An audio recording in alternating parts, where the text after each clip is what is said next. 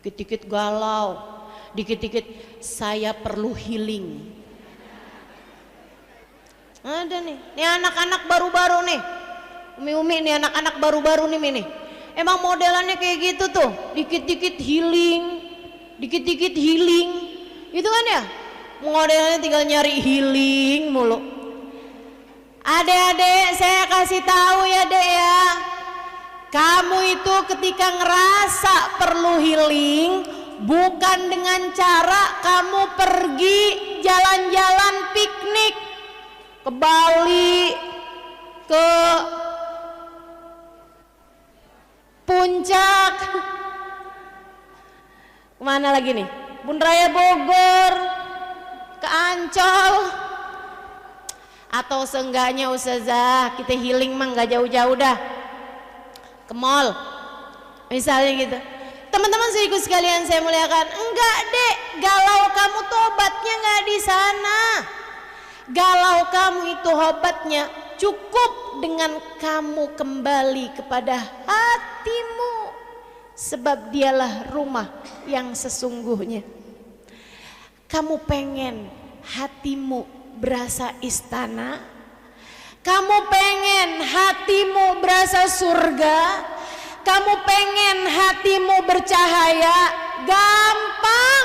Kullu baitin anta sakinuhu laisa muhtajan ila suruji.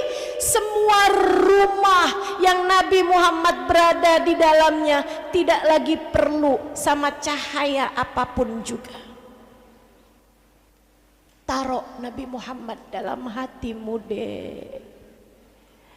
Taruh Nabi Muhammad dalam hatimu dek, maka hatimu sangat mungkin untuk apa yang kamu sebut dengan nama healing. Hatimu sangat mungkin untuk apa yang orang sebut dengan nama perubahan, pencerahan. Saya sering banget nih ustazah beri kepada kami pencerahan. Ini saya kasih tahu nih, ini pencerahan teman-teman sekalian. Kalau hatimu cerah, kalau hatimu bercahaya, maka kamu tak akan pernah lagi kebingungan, kamu gak akan pernah lagi kegalauan, kamu gak pernah lagi merasa hampa, kamu gak akan lagi merasa gelisah, kamu gak akan lagi merasa sumpek, kamu gak akan lagi merasa sempit. Kamu akan berada dalam keadaan lapang, kamu akan berada dalam keadaan cerah, kamu akan berada dalam keadaan bahagia, kamu akan berada dalam keadaan damai senantiasa. Caranya taruh Nabi Muhammad dalam hatimu. Makanya kalau saya ditanya ustazah, oleh-oleh maulid yang terbaik apaan sih? Masukin Nabi Muhammad dalam hatimu. Jangan boleh keluar lagi. Tutup pintunya rapat-rapat. Jangan biarin cinta siapapun masuk di dalamnya. Jangan mau cintamu dicuri siapapun. Biarkan Nabi Muhammad bertahta dalam hatimu, teman-teman. Kalau tahta hatimu sudah ditempati oleh Nabi Muhammad, kamu akan melihat keindahan ada pada segala. Kamu akan melihat keindahan ada pada segala. Sebab Nabi Muhammad adalah hiasan semesta. Sebab Nabi Muhammad adalah puncak keindahan yang pernah ada. Hada jamalul Mustafa. Ini adalah keindahan Nabi Muhammad. Anwaruhu lahat lana. Cahayanya berpendar, cahayanya terang, menyinari seluruh jagat raya. Hatimu kalau gelap, Nabi Muhammad belum ada. Hatimu kalau galau, Nabi Nabi Muhammad belum ada. Hatimu kalau sumpek terus-terusan, Nabi Muhammadnya sedang tidak ada di sana. Jangan nyari healing, cari Nabi Muhammad. Jangan nyari piknik, cari Nabi Muhammad. Jangan berharap cinta manusia, cukup cari Nabi Muhammad. Ialah cahayanya. Adik-adik, Nabi Muhammad cahayamu. Bu, Nabi Muhammad cahayamu. Kalau kamu sumpah, gak usah minta transferan suami. Cari aja Nabi Muhammad dalam hati. Kok saya sumpek ya? Oh, nih Nabi Muhammad gak ada di hati saya nih. Ambil wudhu, naik di atas sajadahmu, pegang tasbih, baca sholawat kepada Nabi Muhammad. Allahumma salli ala Sayyidina Muhammadin tibbil qulubi wa dawaiha wa afiyatil abdani wa shifaiha wa nuril absari wa diyaiha wa ala alihi wa sahbihi wa sallim. Allahumma salli ala Sayyidina Muhammadin, bareng-bareng, tibbil qulubi wa dawaiha wa afiyatil abdani wa shifaiha wa nuril absari wa diyaiha wa ala alihi wa sahbihi wa sallim. Sekali lagi, Allahumma salli ala Sayyidina Muhammadin tibbil qulubi wa dawaiha وعافية الأبدان وشفائها ونور الأبصار وضيائها وعلى آله وصحبه وسلم. Ya Allah, sampaikanlah salawat salammu kepada Nabi Muhammad. Tibbil qulub, dokter buat hati saya ya Allah. Nabi Muhammad jangan pergi dari hati saya ya Allah. Jadikan rumah saya yang sejati hati saya dan Nabi Muhammadnya ya Allah. Minta sama Allah SWT. Ustazah, kenapa ya saya kok belum bisa cinta sama Nabi Muhammad? Mungkin karena kamu gak pernah minta. Minta bu. Barang bagus tuh bu gak dikasih kalau gak minta. Betul gak? Kalau barang remeh sih suka dibagi-bagi begitu aja. Makanya tuh ada banyak orang nggak pernah minta, nggak pernah doa, dikasih sama Allah mobil, dikasih sama Allah rumah. Kenapa? Barang remeh, mohon maaf, mohon maaf. Yang kafir-kafir aja pada dikasih sama Allah SWT. Barang remeh, nggak usah minta berlebihan. Barang remeh. Kalau kamu mau minta, minta barang mahal. Apa tuh? Nggak ada yang lebih mahal daripada Nabi Muhammad. Aghlan nas, aghlan nas, manusia paling mahal. Teman-teman sekalian, gimana nggak paling mahal? Yang pegang kunci surga. Gimana nggak paling mahal? Namanya bersanding dengan nama Allah di pintu surga. Sungguh demi Allah, tak ada yang lebih mahal daripada Nabi Muhammad.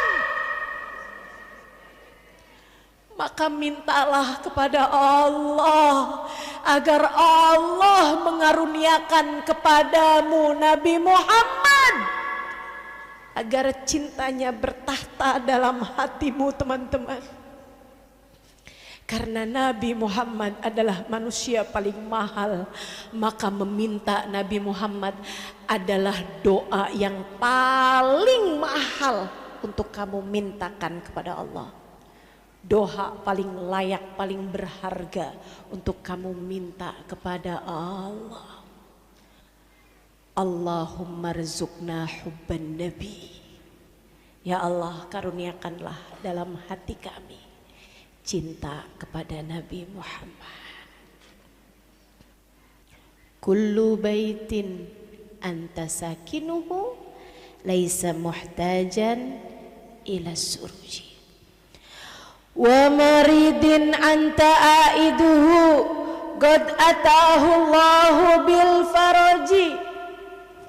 Orang sakit yang ditengok sama Nabi Muhammad, qad atahu Allahu bil faraji, Allah pasti akan berikan solusi kesehatan, penyembuhan paling maksimal dari Allah Subhanahu wa ta'ala. Maka kalau kamu sakit, sakit badan, sakit pikiran, sakit hati, cukup dengan kamu minta Nabi Muhammad berkenan menjengukmu, teman-teman. Berkenan Nabi Muhammad buat visit, buat datang, buat berkunjung, untuk melihatmu, mendiagnosa sakitmu, kemudian menyembuhkanmu. Dengan apa? Dengan tengadah tangannya kepada Allah, atau dengan Nabi Muhammad meletakkan tangannya di anggota badanmu yang sakit. Bukankah sudah banyak terjadi hal-hal yang seperti itu pada diri setiap orang? Saudaraku sekalian yang saya muliakan, Nabi Muhammad itu kalau ada sahabatnya yang sedang sakit, Sayyidina Ali itu cerita. Sayyidina Ali itu cerita, dia bilang sakit mata berat banget, dipanggil sama Nabi Muhammad waktu Khaybar, perang Khaybar. Sama Nabi tanyain, "Aina Ali? Gimana nih Ali?" Habis Nabi malamnya bilang, Nabi Muhammad malamnya bilang, "Sa'util liwa'a ghadan ila rajul yuhibbullah ta'ala wa yuhibbuhullah ta'ala wa rasul." Yuhibbullah ta'ala wa rasulah wa yuhibbuhullah ta'ala wa rasul. Aku akan berikan bendera perang nih besok sama seseorang. Dia cinta kepada Allah, cinta kepada Rasulullah, dicintai Allah, dicintai Rasulullah. Oh, sahabat pada tampil di hadapan Nabi Muhammad karena kepengen sama sifat yang dikasih Nabi Muhammad. Bukan cinta sama Allah dan Rasulnya, itu mereka yakin semuanya. Tapi yang keduanya tuh dicintai Allah dan Rasulnya. Nabi malah nyari Aina Ali, di mana Ali? Sayyidina Ali-nya dipanggil. Kenapa Sayyidina Ali nggak tampil? Sholat subuh nggak ada tuh. Sayyidina Ali itu teman-teman sekalian sakit mata berat banget, merah sampai hampir nggak bisa lihat gitu. Kalau lihat berat banget, sakit banget, dua-duanya pula. Panggil Nabi Muhammad, dia bilang, "Ya kadula astati an ubsir." Saya tuh sampai hampir kayak nggak bisa lihat gitu. Waktu dipanggil Nabi Muhammad tuh saya jalan dituntun orang. Di hadapan Nabi Muhammad lihat. Terus Sayyidina Ali bilang, "Maaf Rasul, asabanir ramad. Saya lagi kena sakit mata berat banget ya Rasulullah." Nabi kemudian nafas ala yadih. Nabi meludah di kedua tangannya. Teman-teman sekalian, ludah paling berharga yang pernah ada di atas muka bumi ini. Ludahnya Sayyiduna Muhammad. Nabi meludah di kedua tangannya. Nabi usap-usap dua tangannya. Kemudian Nabi Muhammad meletakkan tangannya tersebut di mata Sayyidina Ali. Tuh teman-teman, Nabi kalau ngobatin gampang bener. Kata Sayyidina Ali, "Wallahi thumma wallah ma rafa'ar Rasul sallallahu alaihi wasallam yadah." Sungguh demi Allah, tidaklah Nabi Muhammad mengangkat tangannya dari dadaku, melainkan sesudah Allah Subhanahu wa taala mengangkat semua sakit mata yang saat itu sedang aku derita.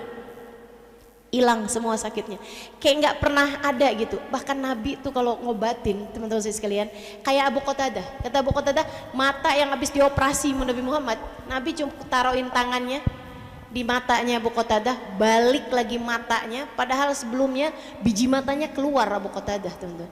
Balikin Nabi Muhammad, operasi mata paling dahsyat terjadi kepada matanya Abu Qatadah, sampai Abu Qatadah cerita sejak hari itu mata yang dibalikin sama Nabi Muhammad tidak pernah berkurang pandangannya. Yang lain nih, mata yang lain bisa berkurang pandangannya, kadang kena sakit mata, namanya orang udah tua-tuaan datang minus gitu ya. Yang habis dibalikin sama Nabi Muhammad nggak pernah sakit mata teman-teman, nggak pernah berkurang pandangannya, nggak tanggung-tanggung Nabi kalau sudah jadi dokter yang berkenan untuk mengunjungi kita di saat sakit.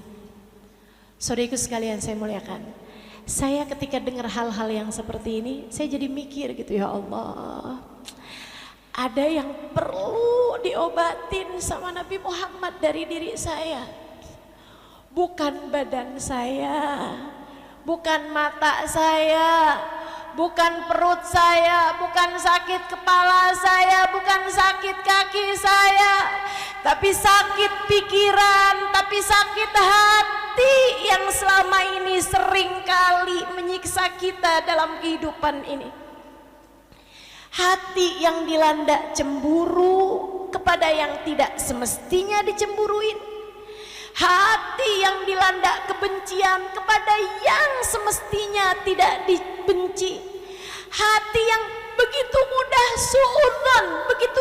suudzon kepada apapun yang terjadi atau kepada sesiapapun dari hamba-hamba Allah Subhanahu wa taala. Hati yang begitu mudah terkena ujub, hati yang begitu mudah terkena kesombongan, sangat perlu buat diobatin sama Nabi Muhammad. Maka resolusi kita di tahun ini teman-teman, semoga Nabi Muhammad berkenan menjadi dokter untuk segala macam penyakit hati kita.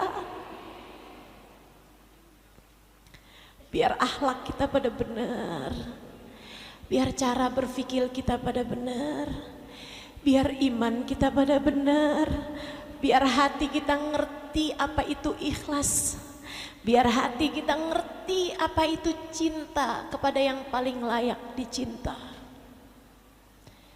Biar hati kita bisa damai, bisa tenang, bisa salim, sehingga nanti di hari akhirat kita bisa datang pada Allah bawa hati yang salim. Yauma la yanfa' mal wala banun illa man atallah biqalbin salim.